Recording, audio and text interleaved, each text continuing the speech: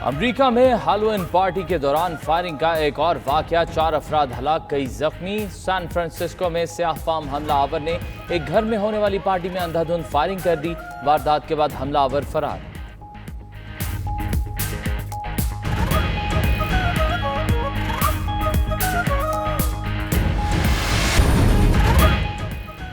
California के जंगलात में 6 मकामात पर लगी आग पर बेकाबू तेज हवाओं फाइटर्स की तमाम कोशिशों को नाकाम बनाने लगी। 87,000 एकड़ रकबा जलकर राख ढेर बन गया।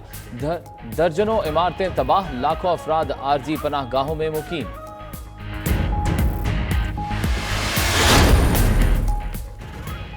अमरीकी दफ्तर खारिजा के राबता कार बराए इंसदादी दहशतगर्दी नेथन सेल्स की प्रेस कॉन्फ्रेंस, कहते हैं दाइश के नए सरबराह के माजी में तंजीमी किरदार के बारे में भी तहकीक कर रहे हैं।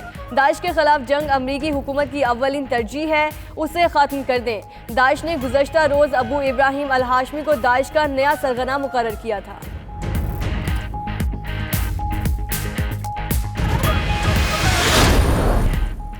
सरहदों की सूरत हाल कशीदा है, भारत ने जारहियत की तो मुंह तोड़ जवाब दिया जाएगा। DGISPR का कहना है कंट्रोल लाइन पर मासूम कश्मीरियों को शहीद किया जा रहा है।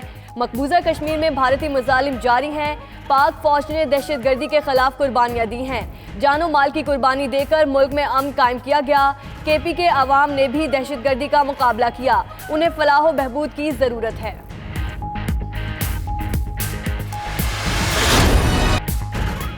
अफवाज पाकिस्तान कौमी इदारा मुंतखब जमहूरी हुकूमत के साथ हैं। मुल्क इंतशार का मुतहम्मिल नहीं हो सकता, मुल्क को नुकसान पहुंचाने की इजाज़त नहीं दी जाएगी।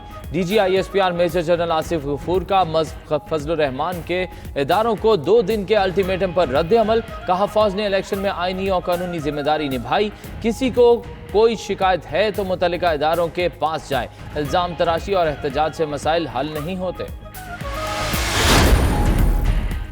फजलुर रहमान का वज़ीर आज़म के इस्तीफे के लिए हुकूमत और इदारों को 2 दिन का अल्टीमेटम। इमरान खान को घर जाकर गिरफ्तार करने की धमकी भी दे दी। आज़ादी मार्च से खिताब में कारकुनों को इस्तकामत से जमे रहने की हिदायत की। हुकूमत को जाना ही होगा, इदारों को गैर जानिबदार और ताकतवर देखना चाहते हैं। उधर मौलाना फजलुर रहमान ने रहबर कमेटी का इजलास तलब कर लिया, 1 से 2 दिन में लाया अमल का ऐलान करेंगे।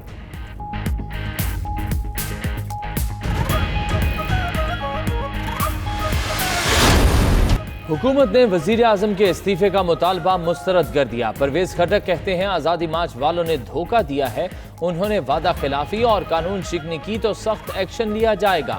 ये हुकूमत है, कोई मजाक नहीं, बदमाशी नहीं चलेगी। हुकूमती कमेटी का काम मुआहदा करना था, अब फैसला इदारा करेंगे।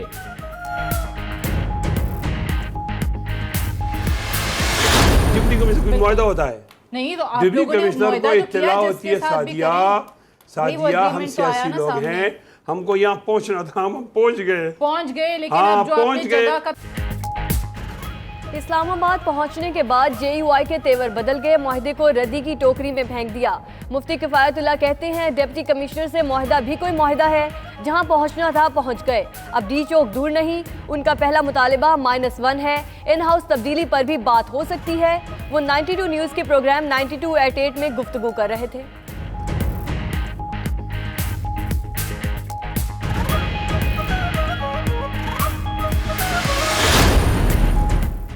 कराची के शाह लतीफ टाउन सेक्टर 16 में फायरिंग, पुलिस एहलकार जाँ बहक। अशरफ ड्यूटी के बाद सादा लिबास में घर के करीब ग्राउंड में बैठा था, 2 अफराद ने आकर पेट में गोली मार दी। SSP मलीद का कहना है इब्तदाई तहकीकात के मुताबिक वाकया जाती रंजिश का है।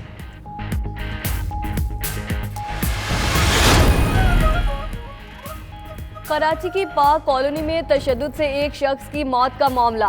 पुलिस के मुताबिक अब्दुल रहीम को उसी की 2 बेटों ने आशना के साथ मिलकर कत्ल किया। इकरा और ज़ैनब ने शफीक नामी शख्स की मदद से बाप को डंडे और आहनी रॉड के वार करके कत्ल किया। कत्ल के बाद दोनों बेटियां और शफीक फरार हो गए। ANP के मरहूम रहनुमा अजमल खटक के बेटे ने अपनी बहन को कत्ल कर दिया। मुल्जिम मीर वैस ने तेज धार आले से पै दर पै वार करके बहन को मौत के घाट उतारा। बेटी को बचाने की कोशिश में वालदा भी जख्मी हो गई। मकतूला के शौहर की मदियत में मुकदमा दर्ज। खानदानी जराये के मुताबिक मुल्जिम मीर वैस जहनी बीमार है। पाक बहरिया के लिए फ्रैगेट्स प्रोजेक्ट के 2 जंगी जहाज़ों की चीन में स्टेल कटिंग की तकरीब। कोमोडोर असफर हमायूं और China ship building trading company के सदर भी शरीक हुए। कोमोडोर असफर हमायूं ने फ्रैगेट्स प्रोजेक्ट को पाक चीन दोस्ती का नया बाब करार दिया।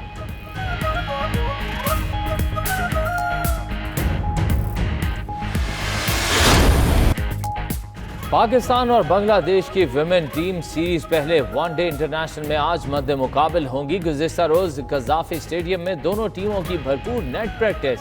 सीरीज की ट्रॉफी की रोनुमाई भी की गई। बांग्लादेश के खिलाफ 15 रुकनी वनडे टीम की क़यादत बिस्मा मारूफ करेंगी।